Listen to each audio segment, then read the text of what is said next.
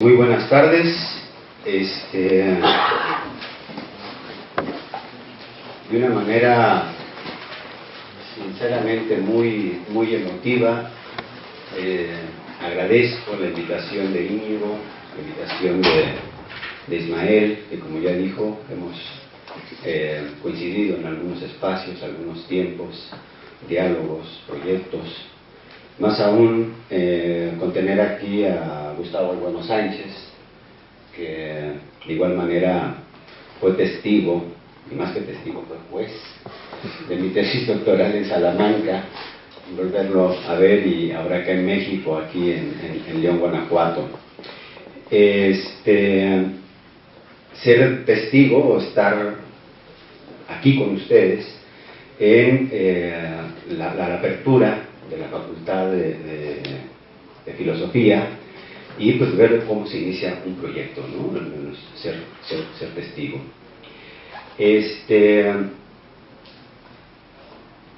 Creo que yo los voy a defraudar con mi participación.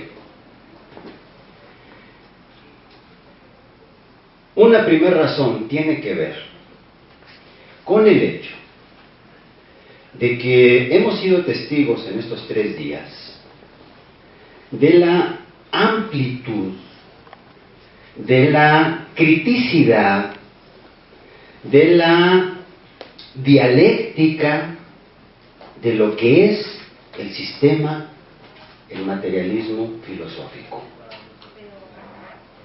Yo estoy, de verdad, en serio, se los digo, maravillado sobre el manejo, sobre el dominio, sobre la aplicación, sobre determinadas problemáticas.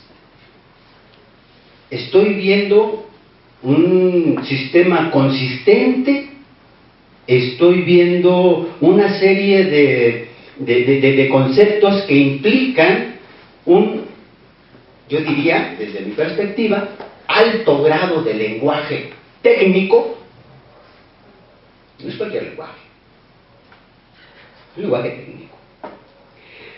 Y a partir de allí, mi primer elemento que yo, pues nada más quiero imaginar, y quien me pueda auxiliar, se lo voy a agradecer bastante. ¿El sistema del materialismo filosófico se dio de manera espontánea? Yo creo que hasta tonta puede ser la pregunta. No es cierto. Es un largo trayecto, de manera particular, de formación, de pensamiento y de propuesta de Gustavo Bueno Martínez. ¿Y nada más estaba Gustavo Bueno Martínez allí solo, en la nada? No. Tenía un contexto histórico, político, social, cultural, que de alguna manera del cual se nutre, reformula, piensa y plantea. Nada más de recordar que él es, sin lugar a dudas, uno de los principales filósofos del siglo XX español. Y podemos ir más allá de las fronteras españolas, eso yo no tengo la menor duda. Pero hay más filósofos en España. Desde los años 50, desde los años 40, desde los años 30, hay tradición. No digo yo de ninguna manera de que causa-efecto. Este es el contexto, estas son las cosas, y ya. No, nunca mente yo estaría diciendo ese tipo de cosas. Pero que tiene una relación, claro que tiene una relación fundamental. Por ahí en alguna lectura que me encontré, alguien se atreve a hablar de a principios de siglo de la escuela de Barcelona y de la escuela de Madrid, ¿no? En otros lados, algunos autores, el siglo XX, se puede hacer toda una historia de la escolástica del siglo XX en España, pero por supuesto. Y que si eso es un antecedente del cual se nutre, junto con otras escuelas, por supuesto, Gustavo Bueno, pues bueno, habría que hacer allí un poco el recorrido, el contexto, las condiciones de posibilidad, políticos, sociales, culturales, para que en la actualidad tengamos un sistema filosófico que se denomina materialismo filosófico, y muchos se estén nutriendo y lo estén adoptando como perspectiva para abordar diversas problemáticas. Me parece fenomenal, excelente, lo estoy viendo, lo estoy viviendo, lo estoy palpando, lo estoy viviendo. Bueno, eso como primer punto. Una cuestión, aquí vienen los fraudes. Hay una larga tradición filosófica que tiene que ver con las cuestiones autobiográficas, y bueno, por nada más darle algún rango, pero igual yo, pues aquí viene parte del fraude que les voy a cometer, porque voy a hablar una serie de cuestiones anecdóticas y nada más. Mi nombre es Raúl Trejo Villalobos, lo consigna un acta de nacimiento del municipio de Chimalhuacán, Estado de México, en 1968. Soy profesor de la Universidad Autónoma de Chiapas, de la licenciatura en Filosofía. Lo hacen constar mis recibos que pago cada 15 días. Y soy doctor en Filosofía por la Universidad de Salamanca, que hace constar un título que me concedió el rey Juan Carlos. Algo tengo que ver con la filosofía. Algo tengo que ver con México. Ya lo hemos comentado con algunos compañeros aquí en las tertulias, y para decirlo muy rápidamente, desde que nazco hasta los 13 años, crezco en Ciudad Nezahualcóyotl, en los años 70, que para decirlo en el argot español, Ciudad Nezahualcóyotl en los años 70 es una chabola. Punto. Allí aplicar un poco esta cuestión, rescatando algún detalle filosófico, pues lo que aplica es como dice, el primero vive y después filosofa. Primum vivere debe filosofare, o algo así. De los 13 años a los 24, en la ciudad de Morelia, y desde el 94 a la fecha actual, en Chiapas. ¿Qué es México? Pues desde esta perspectiva muy inmediata y anecdótica, México son muchas cosas. Hay un documental por allí Saltiel la Triste, de los años 70, que es documental, que se llama Quien resulte responsable. Es un documental sobre Ciudad Nezahualcóyotl. Y bueno, esta versión de Nosotros los Pobres de Pedro Infante, o bien la de Los Miserables de Luis Buñuel, pues bueno, hay nada más para que se den una aproximación de lo que es tener más o menos, o crecer en esas condiciones. Bueno, yo lo viví. Queremos ver datos. En los años 2003, en una nota a pie de página de un libro sobre educación, refería, creo que para mí fue altísimamente significativo, para mucha gente pues fue un dato estadístico y se acabó, pero decía: en 1973 se implementaron los desayunos escolares en Ciudad Nezahualcóyotl, una ciudad donde tenía un índice del 70% de mortandad infantil.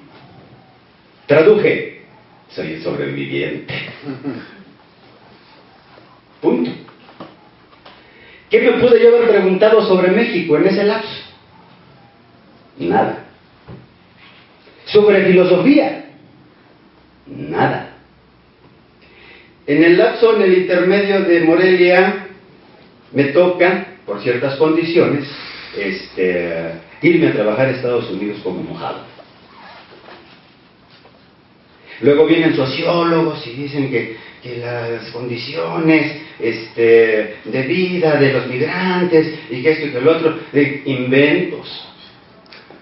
Inventos. Con todas sus categorías, inventos.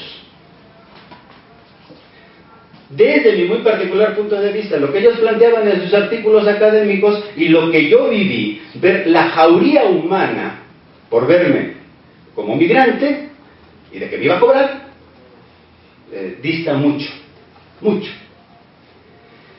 Bueno, ¿qué es México?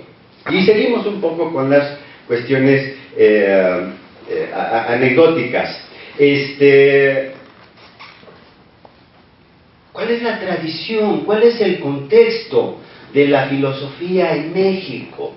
Antes que preguntarlo en términos generales, las tareas de la filosofía en México en el presente, o bien incluso también de manera personal, mi tarea, una de mis tareas como filósofo. Ya no digo en México, en Chiapas. Muy rápidamente. La filosofía en México, habría que decirlo, al menos desde el caso de 1910 hasta la fecha, es la UNAM. Punto.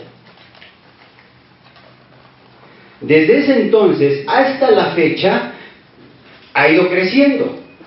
En la época actual hay universidades en todos los estados de México. Hay universidades públicas, pero no en todas hay licenciaturas en filosofía.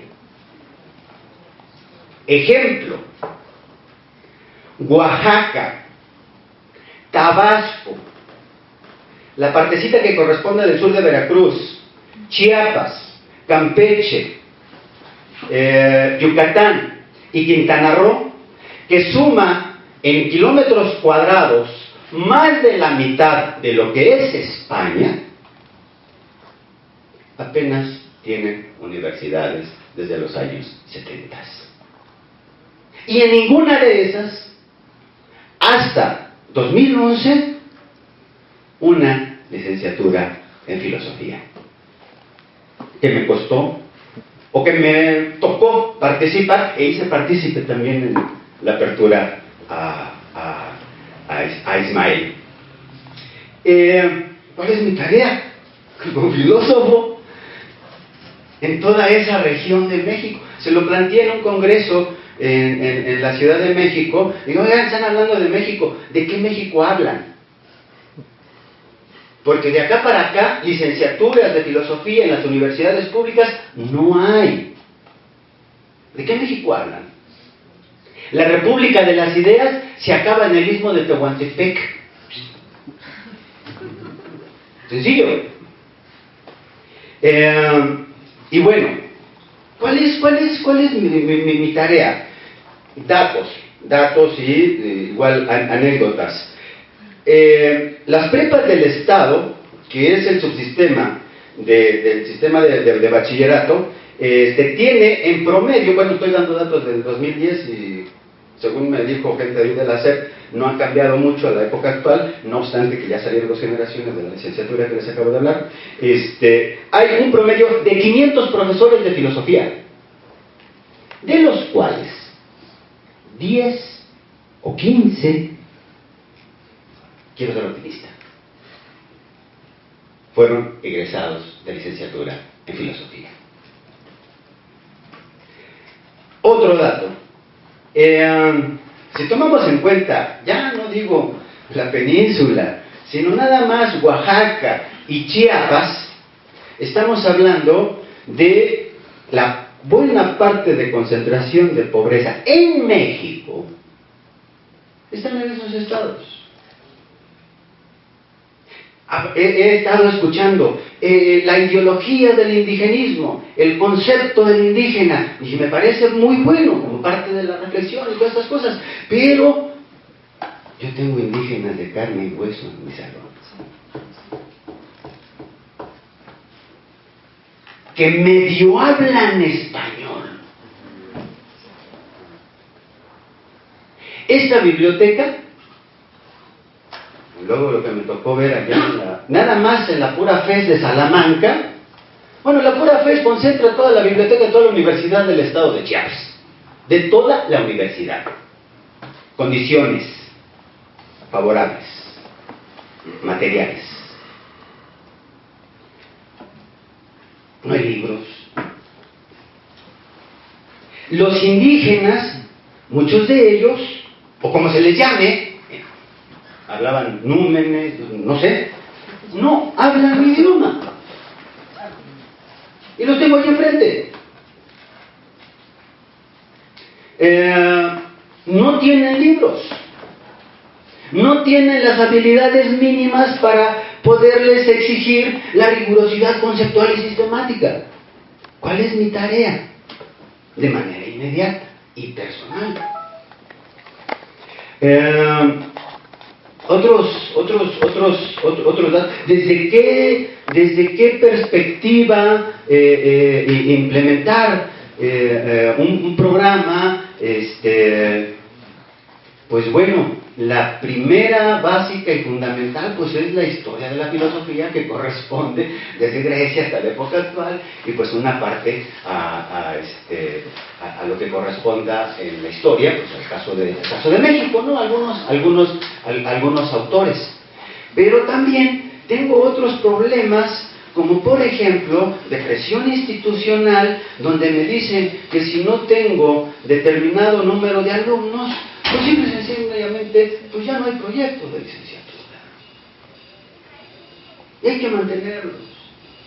Y además, una planta docente de 2 o 3 compañeros recién egresados del Instituto de Investigaciones Filosóficas, donde van y le dicen al alumnado tajantemente que la filosofía es la filosofía analítica y lo demás es puro choro. Espérate, compadre.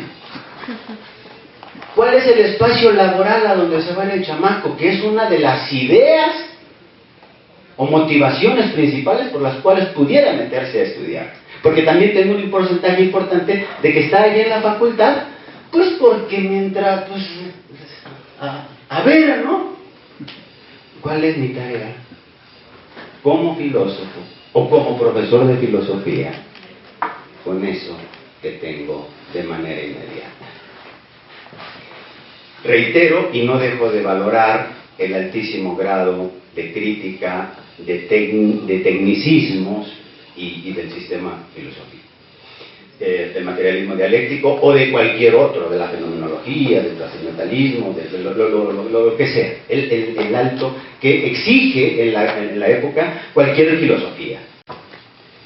¿Yo qué hago cuando tengo alumnos con un alto índice de población distinta a los que hablan español, con una lengua que todavía no tiene su nebrija? Es más, que son lenguas orales, no son lenguas escritas, y que su medio de su parte de sobrevivencia pues es aprender las 2 o 3 cosas de español. No estoy haciendo apología del indigenismo, estoy hablando anecdóticamente de lo que me pasa en mi salón de clases, como profesor de filosofía de la Universidad Autónoma de Chiapas, de una licenciatura que se acaba de abrir hace apenas 5 años. Y estar en la lucha con unos compañeros, no lo veamos, no lo quiero decir en términos peyorativos, ni mucho menos, pero ante 17 años de experiencia docente, alumnos, compañeros que acaban de salir hace 3-4 años, y que dicen que la epistemología naturalista es la neta del planeta, ¿no? Por ejemplo. Y desafortunada, bueno, no quiero manejarme, pero son los que están principalmente frente a grupos también. De manera tal que cuando vienen a mí, oiga, profe, pues es que el historicismo, eso no es filosofía. Bueno, entonces, pues como ya se pudieron dar cuenta, una serie de minutos, una serie de cuestiones, tratando de responder a la pregunta, porque no estoy dando ninguna respuesta, a las tareas de la filosofía en México en el presente, muy apropiada, muy personalmente, como mi tarea como profesor de filosofía en la Universidad Autónoma de Chiapas, con las condiciones políticas, sociales, económicas, culturales, históricas, muy rápidamente, y que,